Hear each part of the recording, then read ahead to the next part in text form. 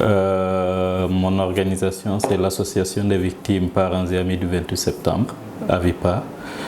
Et nous sommes basés en Guinée et Conakry. Mon poste au sein de l'organisation, c'est chargé de programme. Et mon rôle est d'organiser les activités de l'organisation, les diligenter, afin d'obtenir des résultats escomptés. Dans notre travail, nous abordons pratiquement tous les piliers de la justice transitionnelle, notamment la recherche de la vérité à travers les éléments de preuve que nous essayons de mobiliser liés aux événements du 28 septembre. Aujourd'hui, nous avons un démarrage de procès lié à cela. Nous essayons aussi d'apporter des réparations intérimaires individuelles pour les victimes du 28 septembre. Les besoins les plus pressants en matière de vérité, de justice et de réconciliation, c'est déjà la vérité, la recherche de la vérité. Et en Guinée, nous sommes experts en modification de l'histoire du pays. Qu'est-ce qui nous a déjà incité à faire ce travail de numérisation? Et il faut le dire, en 2020, nous avons été victimes d'une attaque au sein de nos bureaux à Kolomas, qui nous a même poussé à changer de local.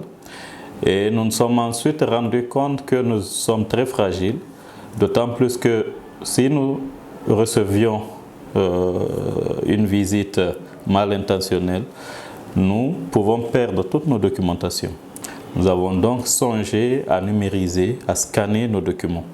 Et faute de moyens, et de moyens financiers et aussi logistiques.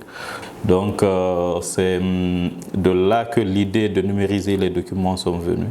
Parce qu'il faut le dire, les documents sont vieux. Des preuves que nous avons des années 2009 jusqu'à maintenant, il y a la conservation qui n'était pas bonne. Ce qui faisait qu'il y avait des documents qu'on ne pouvait plus lire à un moment donné, à cause de la moisissure et de l'humidité. Et nous avons donc essayé de réfléchir à comment numériser, classer et protéger les documents. Donc voilà d'où est née l'idée de cette numérisation. Il faut le dire, l'état de nos archives numériques avant qu'on ne commence ce travail n'était pas du tout intéressant. Parce qu'au sein de notre structure, il y a eu plusieurs gens qui sont passés par là, avec des méthodes de travail différentes et des compétences différentes. Donc nous avons eu pour un début du mal à organiser les choses, à vraiment collecter les documents. Et ensuite, nous avons été obligés vraiment de demander des renforcements de capacité sur comment organiser, documenter les dossiers des victimes. Nous avons donc à partir de là réorganisé tout afin qu'on puisse organiser, numériser et rendre disponibles les documents pour un procès futur.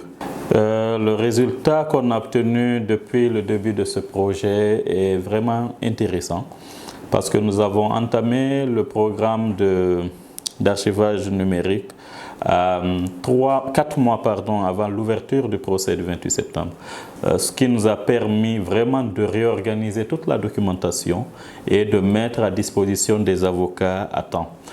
Il nous a permis aussi de sécuriser nos dossiers.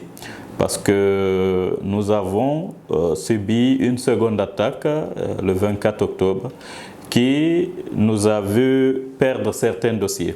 Les archives numériques que nous avons eu à garder peuvent nous permettre à alimenter cette mémoire virtuelle que nous avons aujourd'hui, qui pourrait, disons, donner assez d'informations autour des victimes qui sont décédées ou qui sont portées disparues.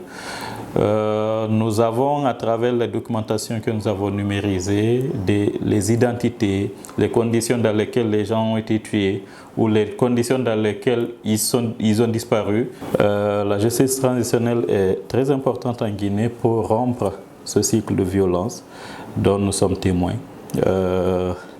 Il n'est pas caché que la Guinée a toujours été victime de crimes d'État.